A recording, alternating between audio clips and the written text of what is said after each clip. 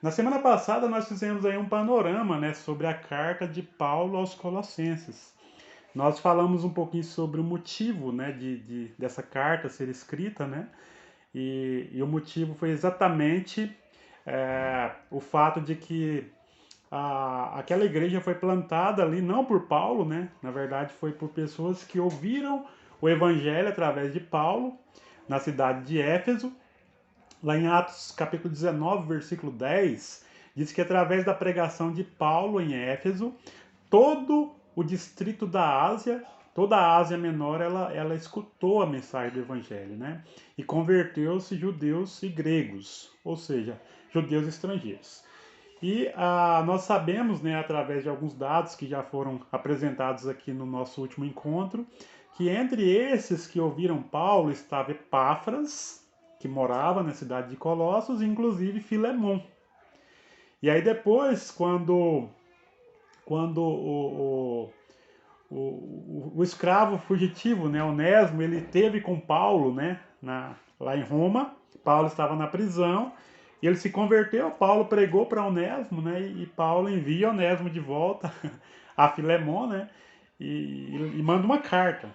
Ó, essa carta ela fala, explica, né, que o Onésimo ele havia convertido à fé cristã e agora ele queria fazer o que é certo, né? E o que era certo era se entregar para aquele que era o seu senhor no sentido humano, né, que era o Filemon. E, e junto com aquela carta veio também a carta aos Colossenses, né? E aí, ali na cidade de Colossos, que já haviam escutado a mensagem do Evangelho, começou a surgir algumas heresias, né? Surgiram falsos mestres que começaram a ensinar algumas filosofias. E a principal dessas filosofias era pregada por um grupo, tinha um nome específico. Eu não sei quem poderia me ajudar aí agora, né? Para a gente recordar. Como é que era o nome daquele grupo, né? De falsos mestres que surgiu lá em Colossos? Alguém lembra? Quem lembrar pode ligar o microfone aí e compartilhar com a gente. E quem eram eles? Talvez os irmãos se lembram que lá em Colossenses capítulo 2, versículo 8, lá fala sobre as vãs filosofias, né? Os rudimentos desse mundo, né? Quem que era esse povo? Como é que nós conhecemos ele hoje? Gnósticos. Isso, os gnósticos. O Ad está afiado, né? O que eram os gnósticos? Essa palavra gnóstico vem de gnoses. Gnoses é conhecimento, né? Então esse pessoal, eles se diziam detentores de um tipo especial de conhecimento e somente os que tinham esse conhecimento poderiam ter acesso a Deus, né? Então, os gnósticos, eles pregavam essa heresia, e aí pregavam adoração aos anjos, eles falavam que tinha um espaço entre o céu espiritual. Ah, eu acho que tá dando um retornozinho aí, se você puder desligar o microfone.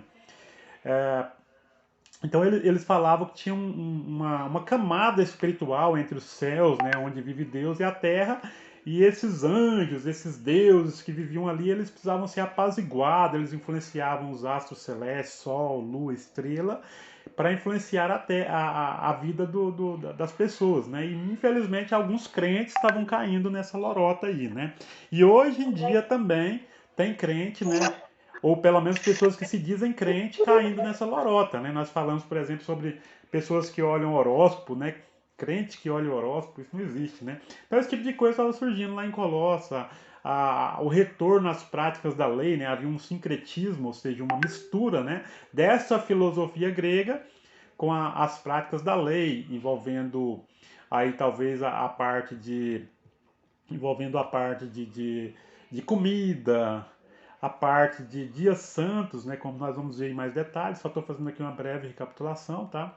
Então surgiu esse povo lá e Paulo agora precisa combater esses hereges, né? Eu queria que o Ronaldo colocasse para mim aquele mapa. Aquele dia não deu para mostrar direitinho, eu vou mostrar rapidinho aqui antes de entrar no assunto aqui, onde ficava realmente essa cidade de Colossos. Eu pedi para o Ronaldo, eu mandei um mapa para ele aí para a gente ver melhor, só para a gente situar em como é que foi que aconteceu. Então tá aí, ó. Eu coloquei uma setinha, né, uma setinha amarela aí na cidade de Colossos. Ela está na parte superior aí do mar Mediterrâneo, né? Essa parte azul é o mar Mediterrâneo. Mediterrâneo significa entre terras, né? Porque aqui em cima nós temos a Europa, né? Tem Roma, Tessalônica, Corinto, Filipos, Éfeso, Colossos, Galácia. Inclusive tem alguém com o microfone aberto, João Evangelista. Tá com o microfone aberto. Opa. Então ali em cima ali era a Europa, né? Essa parte aqui onde está Éfeso, Colossos e Galácia era a Ásia Menor, onde hoje é a Turquia. E essa parte ela liga a Europa, inclusive dá para ver Roma ali, né, na Itália, ó, a botinha, vocês estão vendo lá? E aqui essa parte aqui, né, que é chamada de Ásia Menor, onde está Éfeso, Colossos e Galácia, ela liga a Europa ao continente asiático, onde está Jerusalém, né? Jerusalém ali, Israel ali, ó, bem próximo ao mar Mediterrâneo. E mais embaixo, a gente não está vendo aqui o nome do Egito, né? Mas dá para ver aí que tem o rio Nilo aí, ó, tem uma parte mais escurinha, e aí desce um canalzinho que é o Nilo e o Egito está aqui, ó. Isso aqui é o norte da África, certo? Então é isso, só para a gente ver aonde era essa cidade, pode tirar o Ronaldo, só para a gente situar aí do que a gente está falando, né? Nós já vimos ali que o evangelho foi pregado primeiro em Éfeso e de Éfeso o evangelho chegou lá em Colossos. Então hoje nós vamos falar do texto mesmo. Aquele dia foi só um panorama, né? No nosso último encontro nós tivemos um panorama, ou seja, a gente deu uma visão geral do que é a carta aos Colossenses. Hoje nós vamos começar a ler essa carta e começar a estudá-la. Nós vamos ler até o capítulo 14, aliás, até o versículo 14 do primeiro capítulo, mas para começar, nós vamos ler do 1 ao 8, tá? E nós vamos comentar um pouco sobre isso aí. Então eu vou fazer a leitura aqui e eu espero que os irmãos possam acompanhar aí, tá certo? Colossenses capítulo 1, de 1 a 8. Para começarmos, Colossenses 1, de 1 a 8. Eu vou ler aqui depois, os irmãos poderão também compartilhar alguma leitura que eu vou pedir na sequência, tá? A gente vai ler o trecho maior e depois a gente volta comentando. Então, versículo 1. Paulo, apóstolo de Cristo Jesus, por vontade de Deus, e o irmão Timóteo, aos santos e fiéis irmãos em Cristo que se encontram em Colossos, graça e paz a vós outros da parte de Deus, nosso Pai. Damos sempre graças a Deus, Pai de nosso Senhor Jesus Cristo, quando oramos por vós, desde que ouvimos da vossa fé em Cristo Jesus e do amor que tendes para com todos os santos, por causa da esperança que vos está preservada nos céus, da qual antes ouvistes pela palavra da verdade do Evangelho, que chegou até vós, como também todo mundo está produzindo fruto e crescendo. Tal acontece entre vós desde o dia em que ouvistes e entendestes a graça de Deus na verdade.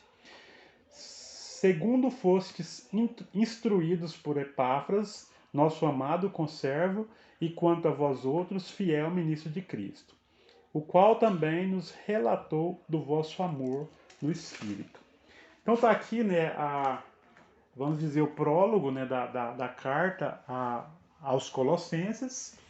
E Paulo começa, como de costume, aqui saudando aquela igreja, né? Ele se apresenta, né, a Paulo, apóstolo de Cristo. Então, não há nenhuma dúvida, né, de que Paulo é o escritor dessa carta, né? Inspirado pelo Espírito Santo, Paulo foi o escritor da carta aos Efésios. E aí ele fala que ele fez isso exatamente por vontade de Deus, e junto com ele também está o irmão Timóteo, né? Ele também manda essa saudação. E ele fala a quem foi endereçada essa carta? Versículo 2, né? Aos santos e fiéis irmãos em Cristo que se encontram em Colossos, graça e paz a vós outros da parte de Deus, nosso Pai. Então nós já comentamos isso aqui na nossa última palestra, no nosso último encontro, que todo crente ele é referido na Bíblia como um santo, né? A gente sabe que em algumas tradições religiosas, santos é apenas aquelas pessoas que atingiram um grau aí elevado, aí, né, por assim dizer, talvez uma proximidade maior com Deus. Aí depois eles falam que a pessoa realiza milagres, até mesmo depois da morte, né? Aí eles beatizam a pessoa e transformam ela em santo. Mas na Bíblia não é assim, né? Paulo está falando com pessoas vivas. E ele chama aquela igreja inteira de santos, né? Então, aos santos e fiéis irmãos em Cristo que se encontram em Colossos. Então, todo crente, ele é referido na Bíblia como um santo. Não quer dizer que nós sejamos perfeitos, né? Mas quer dizer que nós fomos alcançados pela graça de Deus e agora essa graça ela começa a operar em nossa vida e nós fomos separados por Deus, né, para realizar a sua vontade. A palavra santo significa separado. Então é isso que a Bíblia diz. Então Paulo ele começa com essa saudação e a partir do versículo 3 até o 8 ele vai fazer aqui uma oração. Nós vamos ver duas orações aqui hoje no nosso estudo. A primeira oração é uma oração de ação de graças, ou seja, de agradecimento, né? Então Paulo está agradecendo pela vida daquela igreja, né? Embora ele tenha ficado sabendo dos problemas que existiam naquela igreja, ele começa dando graças, né? No versículo 3 e 4, eu gostaria que alguém pudesse reler aí o versículo 3 e 4, inclusive o 5 também. 3, 4 e 5. Eu vou pedir para alguém reler aí para a gente pensar um pouquinho sobre isso. Eu vou ler. Tá bom. Desde que ouvimos da vossa fé em Cristo Jesus e do amor que tendes para com todos os santos, por causa da esperança que vos está preservada nos céus, da qual antes ouvistes pela palavra da verdade do Evangelho. Amém. Amém. Então, olha só. Paulo começa dando graças e eu gostaria que os irmãos prestassem atenção em três palavrinhas-chave que tem aqui nos versículos 3, 4 e 5. A primeira palavra é a palavra fé, que se encontra no versículo 4. Vocês encontraram a palavra fé aí no versículo 4? Só dá um sinalzinho assim de joia. Sim, né? Beleza. Aí no versículo 4 também a gente encontra a palavra amor, uma outra palavra-chave, né, desse trecho. E no versículo 5, a palavra esperança. Então nós temos uma tríade aqui. Nós temos a fé, nós temos o amor e nós temos a esperança. Tá dando um retornozinho, viu, Carmelita? Se você puder desligar o microfone, tá dando um retornozinho. Aí a gente liga e desliga de novo. Quando for ler, liga. Quando parar de ler, desliga o microfone para não dar o retorno.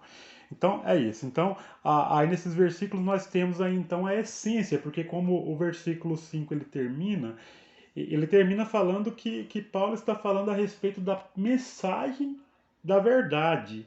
E que mensagem da verdade é essa? O Evangelho. E esse Evangelho, ele trata a respeito da fé em Cristo. Então, o que Paulo começa destacando aqui, a primeira coisa que ele destaca aqui é a centralidade da fé em Cristo. Então, qual é o objeto de fé do crente? Porque a gente poderia pensar, se você fizer uma pesquisa aí na rua, uma pesquisa aleatória, e perguntar assim, você tem fé? Eu tenho quase certeza que todo mundo vai falar, sim, eu tenho fé. Agora, se você perguntar assim, você tem fé em quê? Aí talvez a coisa já muda um pouco, né? Alguns têm fé na ciência, outros têm fé nos santos, né? Nas imagens, mas a Bíblia, a mensagem do Evangelho contida aqui na Bíblia, ela tem um objeto de fé. E esse objeto ele se concentra na pessoa de Cristo. Para a glória de Deus o Pai, né? Paulo sempre começa falando, né, de Jesus Cristo, né? Versículo 3, damos sempre graças a Deus o Pai de nosso Senhor Jesus Cristo, quando oramos por vós. E aí ele passa a falar então do objeto de fé, no versículo 4, né? Desde que ouvimos da vossa fé em Cristo Jesus. E isso é uma coisa tão óbvia, né? Nas cartas de Paulo, no livro de Atos, mas a gente tem que repetir isso, porque infelizmente muitas pessoas ainda não entenderam, né? Que o nosso objeto de fé é a pessoa do Senhor Jesus. E Paulo ele destaca isso muito bem aqui, né? Ele está falando da mensagem do Evangelho, e esta mensagem do Evangelho, ela tem como centralidade a pessoa do Senhor Jesus Cristo. Além disso, aqui também nós notamos algumas outras aspectos interessantes, né? Por exemplo, aí no próprio versículo de número 5, aí diz que esse evangelho, por causa da esperança que vos está preservada nos céus, da qual antes ouvistes pela palavra da verdade. Então esse evangelho, ele é a palavra da verdade. E isso também precisa ser destacado, por quê? Porque verdade também existem muitas, né? Se a gente sair fazendo uma pesquisa aí na rua e perguntar para você o que é verdade, a gente vai encontrar vários conceitos de verdade, né? Algumas pessoas acreditam que a verdade é a verdade científica, né? Outros acreditam que a verdade é a verdade filosófica. Outros acreditam que a verdade ela está contida na sabedoria oriental, né? Nos filósofos da antiguidade. Mas a palavra de Deus diz que a palavra da verdade é o Evangelho. E Evangelho significa boas novas, boa notícia. E a boa notícia é essa, né? A boa notícia é aquela que diz que Jesus ele veio para resolver o problema do pecado do homem. Justamente o problema que tinha ali em Colossos, né? Eles diziam ali que não, que precisava-se de apaziguar os anjos, os santos, os deuses. Não. A Bíblia diz que Jesus ele resolveu de vez o problema do pecado do homem. E essa é a boa notícia, né? Ou seja, não me cabe mais nada, né?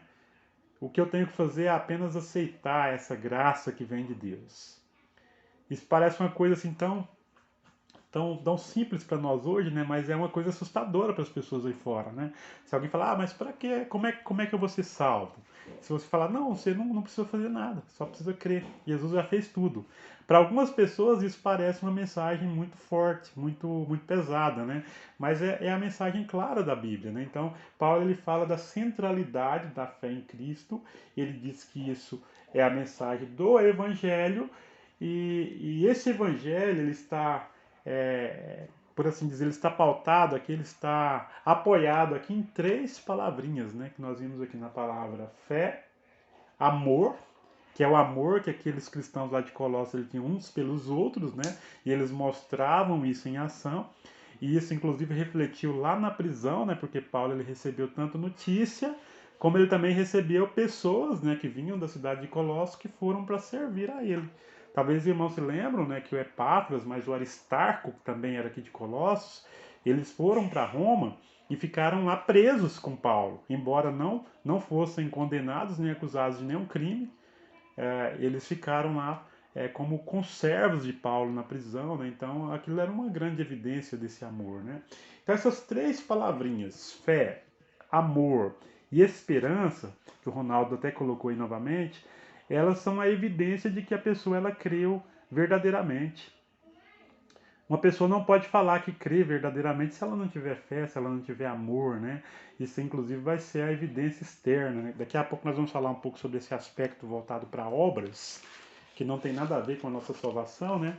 Na verdade, é apenas uma evidência, mas daqui a pouco nós vamos falar isso. Agora, eu li uma coisa muito interessante aqui em um comentário, né? Quando eu estudava a respeito desse tema, aqui diz o seguinte, né? Aqui fala de um certo missionário de nome John G. Panton.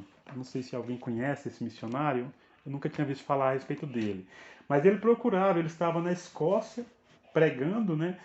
E ele procurava em um dicionário o significado da palavra crer. E aí o significado que ele achou foi exatamente apoiar o peso sobre. Ronaldo, se você puder escrever isso aí, ó, apoiar o peso sobre. Foi a definição da palavra crer, do verbo crer, né? Apoiar o peso sobre. Será que isso tem a ver com a experiência do crente? Sim, né? Tem tudo a ver. Essa é a definição da fé salvadora, né? Nós apoiamos todo o peso do nosso pecado, né, sobre quem? Sobre a pessoa do Cristo, né? Então é uma definição muito boa da palavra crer. Então crer é apoiar o peso sobre alguém. Nesse caso, é apoiar o peso sobre Cristo. Nós somos incapazes, nós somos totalmente incapazes de saldar a dívida que nós tínhamos com Deus, mas Deus ele reconciliou consigo o mundo, né? Através da pessoa de Cristo. E essa é a mensagem do Evangelho. A gente lê aqui o versículo 6. Vamos ler agora aqui o versículo 6. Eu vou pedir para alguém ler o versículo 6 para nós destacarmos um outro aspecto aqui dessa mensagem. Alguém liga o microfone e lê o versículo 6, por favor.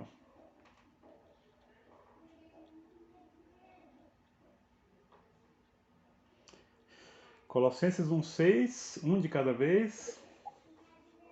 Vou ler, cara. Tá bom. Ao 6. Chegou até vós, como também em todo o mundo está produzindo fruto e crescendo.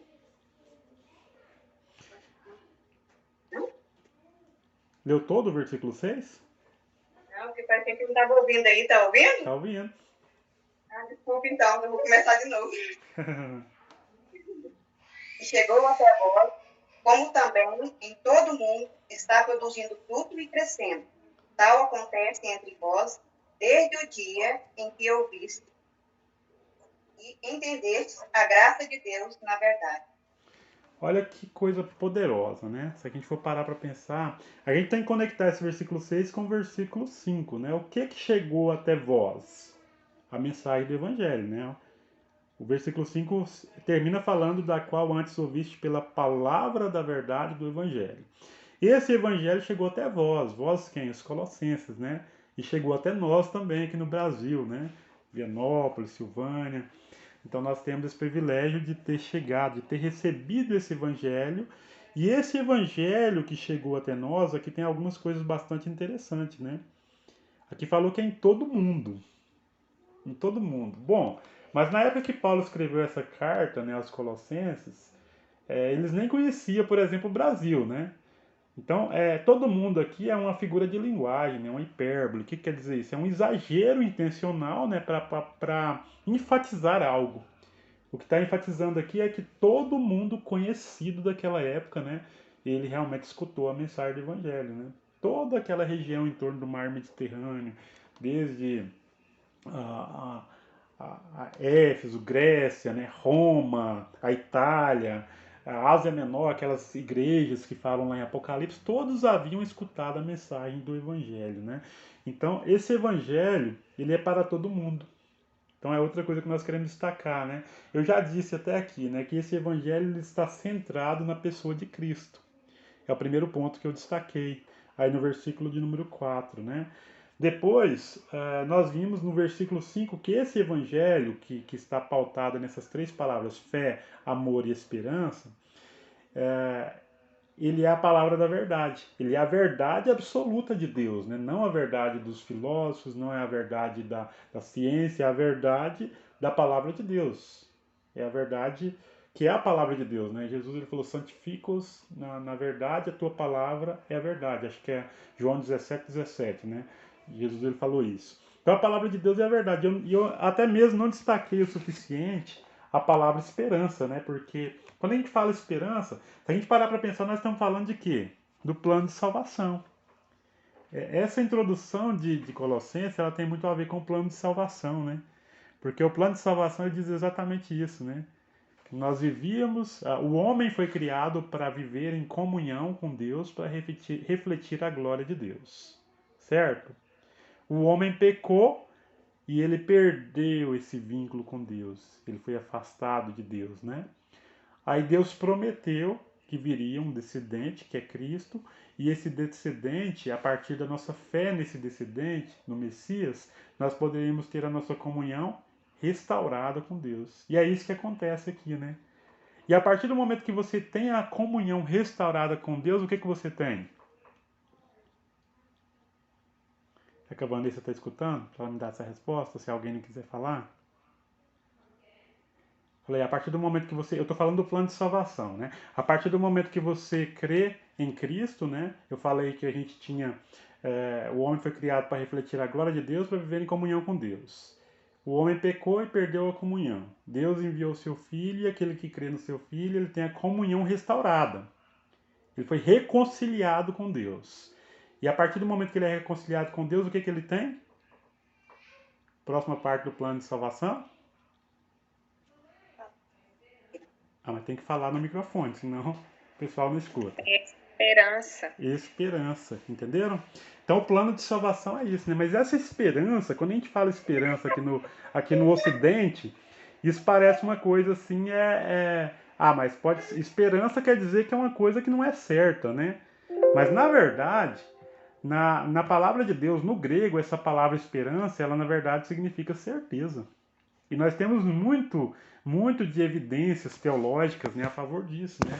Aquele que começou a boa obra em vós, ele é fiel para completá-la, né? Está lá em Filipenses capítulo 1 mesmo, né? No capítulo 2, versículo 12 e 13, ele fala que nós devemos produzir, né, a nossa salvação, né, operar em nós a nossa salvação, mas é Deus quem opera, tanto querer como realizar em nós. Eu vou ter que ligar a bateria do meu computador aqui, que ela deu sinal que vai acabar, senão daqui a pouco acabou o culto. Só um segundinho.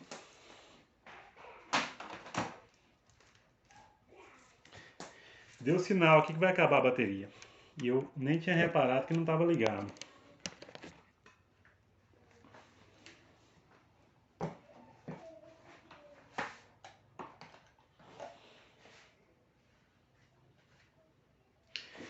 Beleza, tá resolvido. Então nós falávamos aí da esperança que está no versículo 5, né? E quando Eliane leu o versículo 6, ele continuava falando desse evangelho que chegou até os colossenses, chegou até nós, e esse evangelho é para todo mundo. É o que diz aí no versículo 6, ó, como também todo mundo. E esse evangelho que é para todo mundo, ele precisa produzir o quê? De acordo com o versículo 6. A pessoa que crê em Cristo, ela vai ficar de braços cruzados. É isso? Me ajuda aí, gente. Nós estamos estudando aqui, todo mundo pode participar. Ó, o Ronaldo deu a dica aí, ó. Vocês olharem o chat aí, o Ronaldo sempre tá dando a dica. O que esse evangelho vai produzir nas pessoas que creem em Cristo?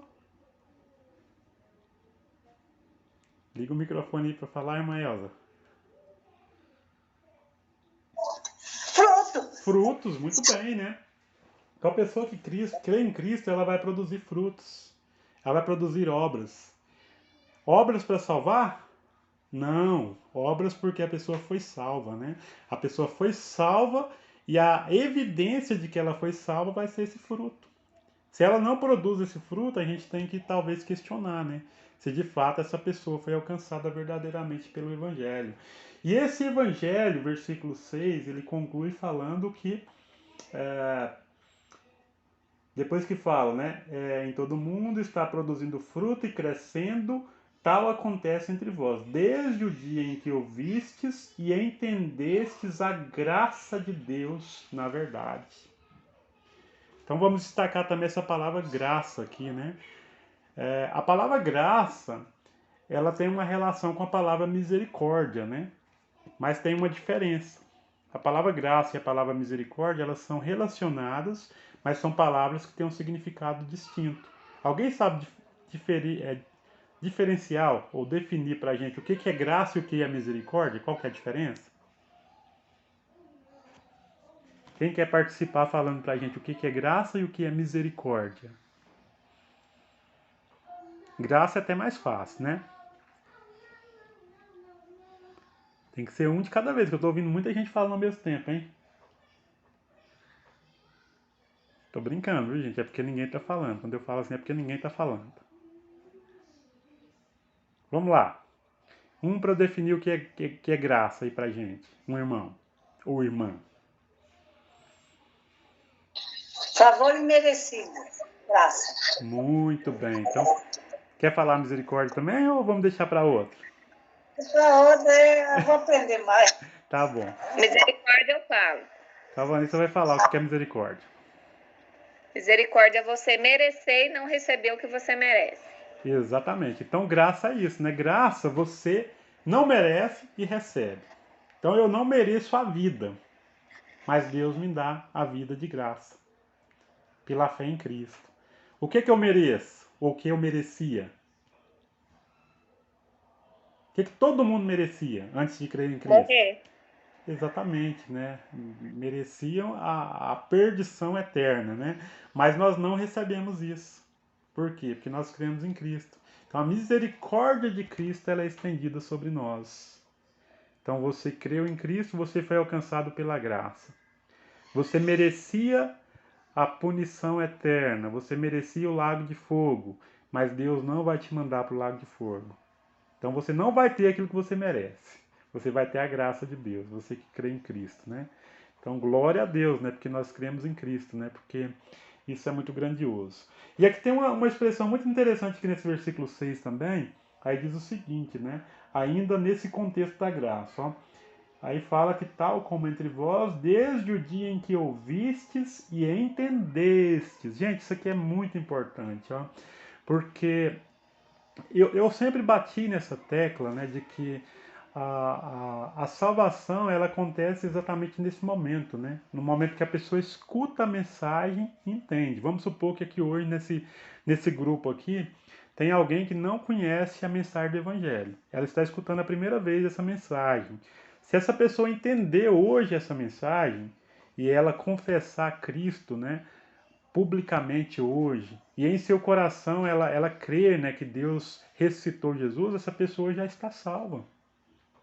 Essa pessoa foi salva. Essa pessoa já foi reconciliada com Deus. E é isso que eu vou falar. E aí eu sempre bato nessa tecla, né? Essa pessoa, inclusive, está pronta para quê? Para batizar. Exatamente, é o que fala lá em Atos, né? Toda vez que alguém. Tem duas palavrinhas que andam de mão dadas lá em Atos, se os irmãos notarem. O livro de Atos é muito bom por isso, que é a história dos cristãos, né? Lá sempre fala assim, e creram e foram Batizados. batizados. São duas coisas que andam de mão dada, né? Então, a partir do momento que uma pessoa ela confessa a Cristo publicamente, ela diz que creu em Cristo, nós não estamos autorizados a impedir essa pessoa de descer as águas. Porque aí é uma responsabilidade dela, né? Aí talvez você pense, mas e se a pessoa não estiver preparada? Se essa pessoa não creu verdadeiramente? Isso vai ser responsabilidade dela. Pelo menos é o que a gente vê lá em Atos, né? Em todos os casos, né? Lá em Atos 2, por exemplo, né? 3.000 pessoas ouviram a mensagem uma vez, foi batizada. Lá em Samaria, no capítulo 8, né? Quando Filipe pregou para os samaritanos, no momento que eles falaram que creram em Cristo, eles foram batizados. O próprio eunuco do capítulo 8, né? Ele ouviu Filipe uma vez só ali, falou que creu. Falou, olha, tem um corpo de água ali, o que me impede de ser batizado? Ele foi batizado. Você chega lá eu acho brilhante aquele relato de Atos 16. Tem primeiro o relato de Lídia, né, que estava ali também, já era judia, né, conhecia um pouco da palavra de Deus. Aliás, conhecia até bastante, né.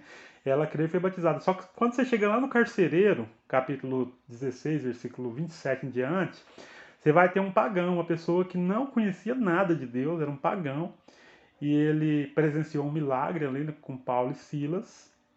E naquela mesma noite lá, ele queria se matar. Paulo gritou com ele: não faça isso que estamos aqui. Ele se aproxima e fala: mas senhores, o que eu hei de fazer para ser salvo? Qual foi a resposta de Paulo?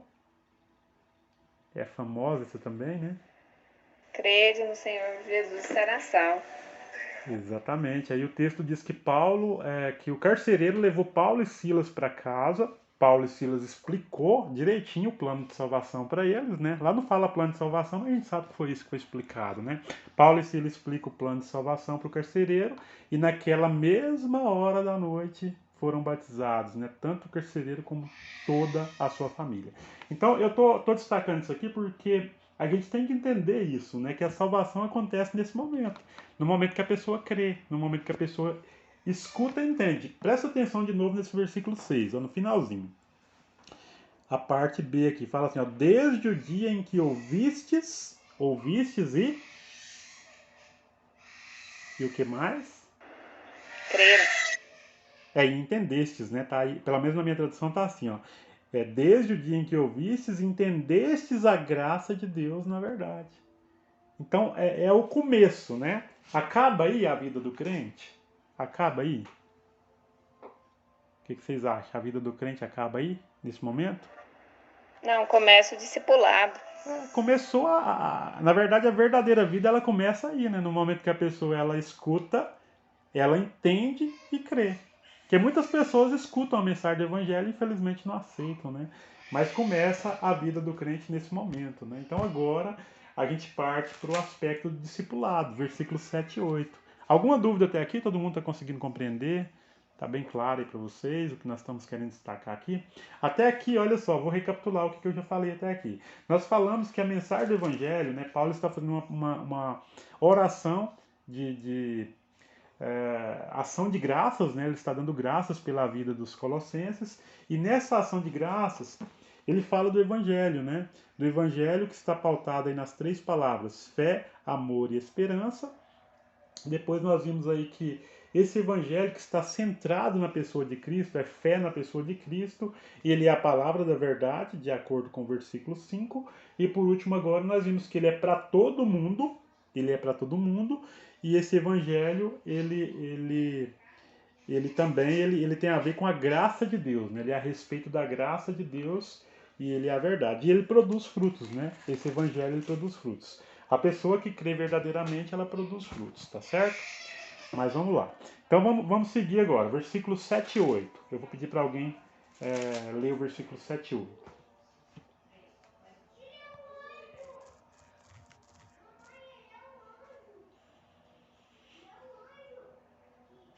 Liga o microfone e leia, por favor, alguém. Capítulo 1 de Colossenses 7 e 8.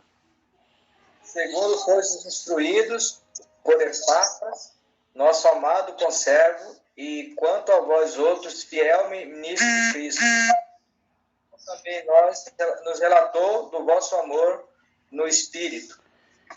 Amém, amém. Então, olha só, esses versículos aqui, eles têm a ver agora com o discipulado, né? Porque a pessoa, ela escuta a mensagem, de acordo com o versículo 6, ela pode crer ou não, né? No caso dos colossenses ali, eles ouviram, entenderam, creram, começou-se a nova vida, né? Por assim dizer, começou a vida eterna, né? Que a vida eterna, eu sempre destaco que eu entendo que a vida eterna, ela começa no momento que você crê em Cristo, né? A sua nova vida, você passou da morte para a vida, né? João 5, 24 e 25 fala isso, né? Aqueles que creem em Cristo, eles passaram da morte para a vida. Então começou a nova vida. E essa pessoa que começou a nova vida, ela precisa de quê? A Vanessa aqui até falou a palavra-chave aí, mas eu queria que alguém repetisse só para a gente ter certeza. Discipulado. Discipulado, exatamente. Então começa-se o caminho do discipulado, né? E o discipulado, na verdade, não é só um estudo, né? O estudo faz parte, mas o discipulado, ele é a vida do crente, né? Discipulado é uma caminhada inteira com Cristo. E justamente aqui o versículo 7 diz que Epáfras, né, que era o companheiro de Paulo lá na prisão, né, nesse momento, ele foi a pessoa que estava discipulando, né, junto com outros líderes, junto com Filemon, com Aristarco, que fala lá no capítulo 4, né? Então eles estavam discipulando, estavam ensinando aquela igreja, né? Aquela igreja que já recebeu a fé em Cristo, ela precisava agora crescer, precisava caminhar, precisava avançar, ela precisava amadurecer. Ela já foi salva, essas pessoas já foram salvas no momento que elas creram em Cristo. Mas elas precisam continuar andando, né? Andando com Cristo, e para isso elas precisam do discipulado. Isso aqui nos faz lembrar das palavras de Jesus lá em Mateus 28, 19 e 20. É uma palavra que eu tenho certeza que quase todo mundo sabe de cor, né? Ide, portanto, e fazer discípulos de pessoas de todas as nações, batizando-as em nome do Pai, do Filho e do Espírito Santo. Aí o versículo 20, ele tem uma expressão interessante, né? Porque depois de falar que a pessoa já é um discípulo, que ela foi batizada em nome do Pai, do Filho e do Espírito Santo, o versículo 20 diz o quê? O Ronaldo até colocou aí no chat. Alguém fala esse versículo 20 que está aí no chat para mim, por favor.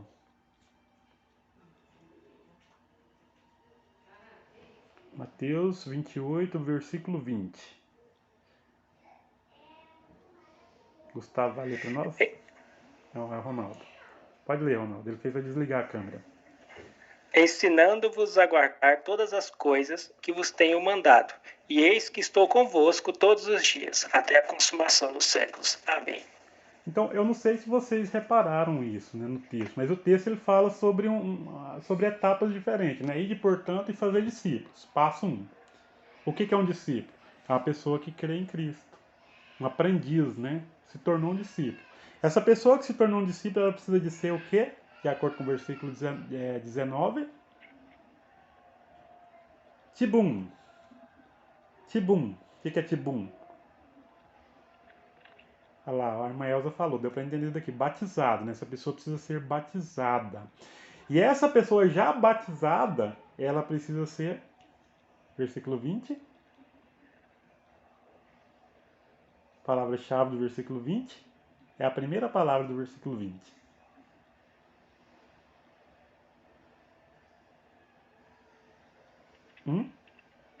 Um de cada vez. Ah lá, o Ronaldo colocou lá. Mas eu quero ouvir da boca de alguém. Ide, portanto, fazer discípulos. É ensinada. É ensinada. Muito bem, Mauri, muito bem. Então, o ensino, meus irmãos, ele é para quem já é crente.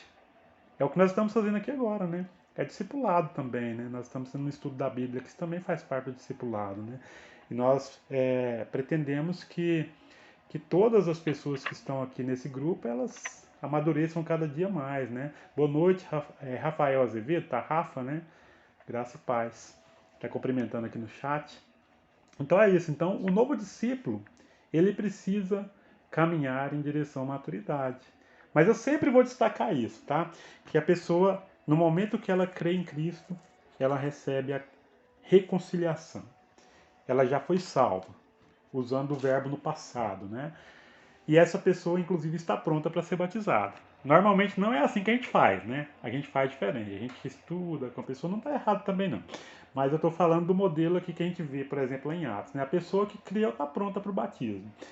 Mesmo essa pessoa batizada, ela vai continuar no caminho do discipulado.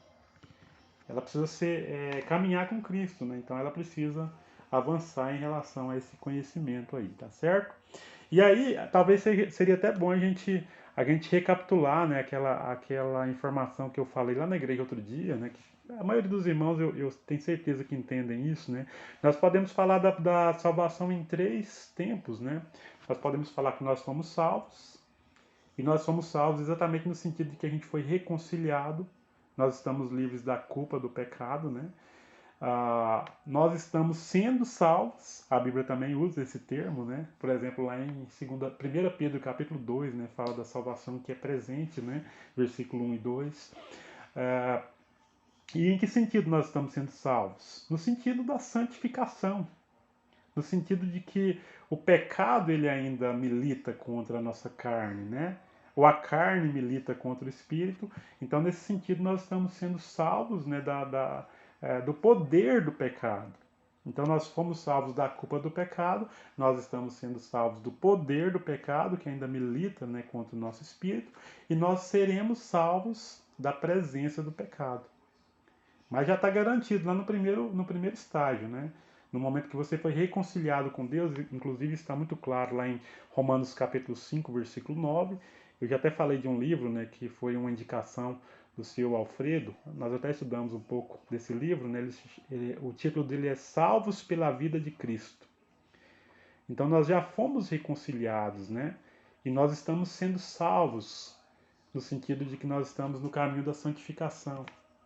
Estamos militando contra o poder do pecado, mas já fomos reconciliados, já estamos livres da culpa. Então o terceiro estágio é garantido, né? O terceiro estágio é só a consumação, que ocorrerá na volta de Cristo, que ocorrerá na ressurreição dos mortos, né, quando nós teremos corpos semelhantes ao corpo de Cristo. Então tem esses 3 aspectos aí da salvação. Aí nós terminamos a primeira parte aí da oração de Paulo. Eu acho que dá para a gente caminhar mais um pouquinho. Eu falei que a gente ia até o 14, né? Eu acredito que dá para a gente ir. Vamos ler aí agora os versículos 9 até o 12. Eu vou pedir para alguém ler já para mim. Se alguém tiver alguma dúvida, alguma pergunta, algum comentário, pode ficar à vontade, tá? Dessa primeira parte do versículo 1 até o 8. Agora nós vamos ler do 9 até o 12. Alguém tem algum comentário do 1 até o 8? Alguma pergunta? Que talvez nós possamos saber responder ou não? Carmelita vai perguntar? Ligou o microfone? Não. Eu ia ler. Ah, tá bom. Então pode ler, Carmelita. 9 ao 12. 9 ao 12.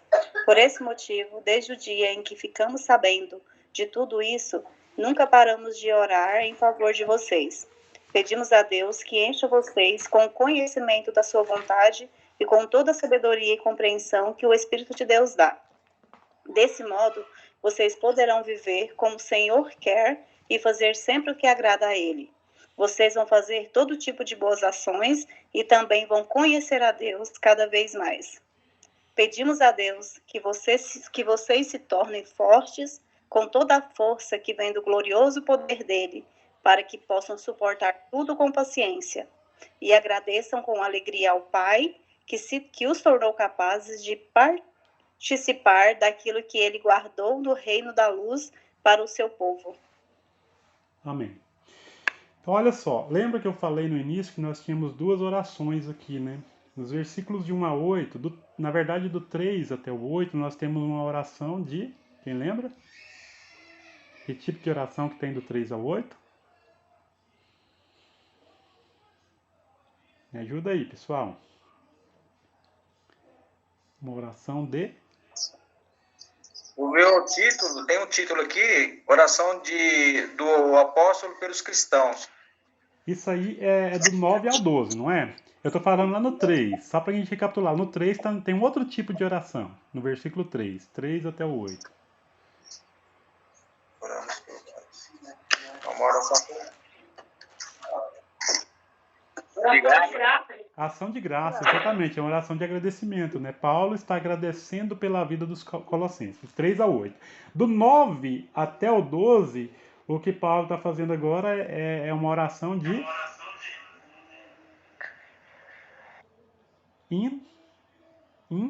Começa com in. Intercessão, exatamente. Paulo está intercedendo pela vida dos crentes. Agora que esses irmãos já ouviram, versículo 6, né? Eles ouviram e entenderam a graça de Deus. E agora Paulo está intercedendo por esses crentes, né? Para quê? Aí começa, versículo 9. Por essa razão também nós, desde o dia que ouvimos, não cessamos de orar por vós e de pedir o quê? Que transbordeis de pleno conhecimento da vontade em toda a sabedoria e entendimento espiritual. Talvez agora os irmãos vão se lembrar que eu falei que essa carta ela tem a finalidade de combater um grupo herético, um grupo de falsos mestres, que eram os gnósticos, né? Os gnósticos pregavam um tipo especial de conhecimento, que só eles tinham, supostamente, né? E Paulo está fazendo um contraponto aqui, ó. Paulo está falando que está orando para que aquela igreja ela transborde em quê? Transborde em quê?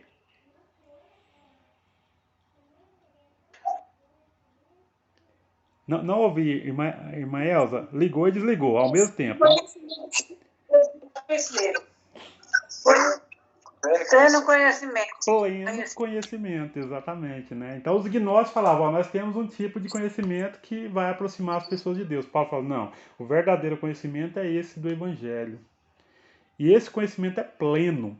Interessante, né, que aqui se a gente fosse para a palavrinha grega aqui, né, não gosto muito de falar as palavras gregas aqui nesse estudo do domingo, né, não tem necessidade, mas a palavra grega para conhecimento é gnosco. Eu conheço, né? A palavra pleno conhecimento é epignosco, né? Então Paulo está falando de um conhecimento que não é o simples conhecimento, né? Por exemplo, eu vou ilustrar aqui, né? Se eu perguntar aqui, quantos aqui conhecem um relógio? Quem conhece um relógio? Me fala aí, quem conhece um relógio? Eu conheço. Conhece. Agora, quem conhece plenamente um relógio? Eu não. Eu também não. A gente tem que ir em quem? Especialista. É um relojoeiro, entendeu? Então é isso. Então Paulo está falando que aqueles que foram iniciados, olha só que interessante, né? Isso tem a ver com discipulado, né? Porque nós vimos lá no versículo 6 que eles haviam entendido a mensagem da graça. Versículo 6 ele é um versículo muito chave aqui nesse estudo, né? Ó, desde o dia... e foi uma vez só, tá vendo? Não foi várias vezes, né? Ó, desde o dia em que ouvistes e entendestes a graça de Deus, na verdade. Então a gente não crê em Cristo, vamos supor, né? A gente ainda não é crente, aí num belo dia a gente escuta uma mensagem, vai lá na igreja, escuta uma mensagem lá muito clara falando a respeito do Evangelho, e a gente crê, falou, eu quero isso para minha vida, eu vou confessar Jesus como meu Senhor. e eu quero essa fé para minha vida. Aí a gente entendeu a mensagem. Mas será que a gente já entende plenamente? No dia que a gente crê em Cristo? Não, né? A gente entende o plano de salvação e depois a gente vai começar uma caminhada aí do discipulado que vai nos levar a esse pleno entendimento. E o pior é que muitas pessoas estão na igreja há muito tempo e estão longe desse pleno entendimento, né? Claro que esse pleno entendimento na sua plenitude máxima nós vamos ter só na glória, né? Mas nós já podemos ter uma boa dose, né, desse pleno entendimento da verdade aqui em vida.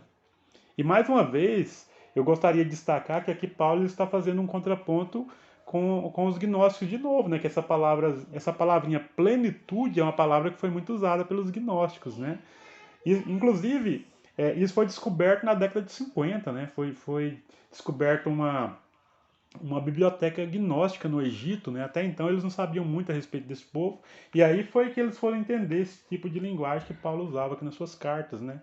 E Paulo sempre combatendo esse pensamento aqui nessa carta aos Colossenses. Então aqui ele fala sobre chegar ao pleno conhecimento da vontade de Deus, em toda sabedoria e entendimento espiritual. E aí eu gostaria de destacar também que as palavras sabedoria e conhecimento, elas não são palavras necessariamente sinônimas, tá? Tem diferença. A palavra conhecimento, ela tem um pouco mais a ver com a parte intelectual, com a parte teórica. A palavra sabedoria, ao meu ver, ao meu entender, ela tem um pouco mais a ver com o quê? Com a prática. Então a pessoa pode ter muito conhecimento e ela pode não ser nada sábia. Por quê? Porque ela não coloca o conhecimento em prática. Então Paulo está falando sobre as duas coisas, sobre você ter o conhecimento e você colocar esse conhecimento em prática. Você ser uma pessoa sábia aos olhos de Deus. Versículo 10 ele diz: a fim de viverdes de modo digno do Senhor, para o seu inteiro agrado. Aí volta a falar sobre o produzir fruto, né? Frutificando em toda boa obra e crescendo no pleno conhecimento de Deus. Ó, Paulo enfatizando aí a questão do pleno conhecimento, do pleno entendimento. Mas eu gostaria de destacar essa parte inicial aí, ó. A fim de viver de modo digno do Senhor. Gente, isso não é uma coisa que vem de nós. Só Deus pode nos capacitar a isso, né? Ninguém é digno por si mesmo. Como nós vimos, todos nós merecíamos era a perdição. Mas no momento que nós cremos em Cristo, a justiça de Cristo ela passa a valer por nós. A santidade de Cristo ela passa a valer por nós. E por isso Deus ele declara o pecador, né, que é injusto, como uma pessoa justa. Isso é justificação, né? Justificação é a pessoa que não é justa, ela ser declarada justa pela fé em Cristo. Ela ser declarada santa pela santidade de Cristo. Aqueles atos de justiças, né, que o Isaías diz que é como trapos impuros, eles passam, na verdade, a ser aceitáveis porque o próprio Deus ele dignifica esses atos. Tem até a ver com aquela visão de Paulo, de Pedro, lá em Atos 10, né? Isso tinha a ver com os gentios, né? Mas é mais ou menos a mesma coisa. Então, o versículo 10 ele fala sobre isso, sobre Deus que dignifica o pecador. O pecador que é indigno, ele se torna digno aos olhos de Deus através da fé em Cristo, através da justiça de Cristo, através da santidade de Cristo. Aí o 11 fala, sendo fortalecidos com todo o poder, segundo a força da sua glória, em toda a perseverança e longanimidade com alegria. Olha só, de novo, o versículo 11, ele falou aquilo que eu já disse. Esse poder não vem de nós. Se depender de mim, de você, a gente cai toda hora. Mas depende daquele que é fiel, né? Daquele que é fiel para nos manter de pé, daquele que é fiel para nos manter perseverantes, né? Até a sua vinda. Então depende de Deus, né? E isso é para a sua glória. Ó.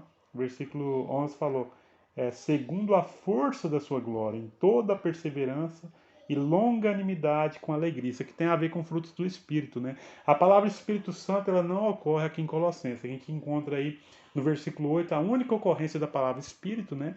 Mas está subentendido, né? Porque tudo isso que a gente está vendo aqui é fruto do Espírito, ó. aí no versículo 11, por exemplo, falou sobre perseverança, longanimidade, alegria, são partes do fruto do Espírito, né? Que fala lá em Gálatas capítulo 5, versículos 22 e 23, né? O fruto do Espírito é amor, alegria, paz, longanimidade, né? Então isso tudo tem a ver com os frutos do Espírito em nossa vida. E o 12 encerra essa parte aqui dizendo o seguinte, né? Dando graças ao Pai que vos fez idôneos à parte que vos cabe da herança dos santos na luz. Então nós podemos ter certeza que nós vamos ver essa herança, né? Essa herança, ela se consumar em nossas vidas. E o texto, mais uma vez, ele está destacando exatamente aquilo que nós já dissemos, né? O versículo 12 ele diz, dando graças ao Pai que vos fez idôneos. Não é que nós somos idôneos, é que Deus, ele nos capacitou, ele nos tornou idôneos. E para fechar, eu vou ler agora o versículo 13 e 14, aliás, eu vou pedir para alguém ler aí. Esse versículo 13 e 14 tem muita informação, mas eu quero tentar falar aqui mais rápido um pouquinho sobre eles para a gente fechar. Versículo 13 e 14. Um leitor aí?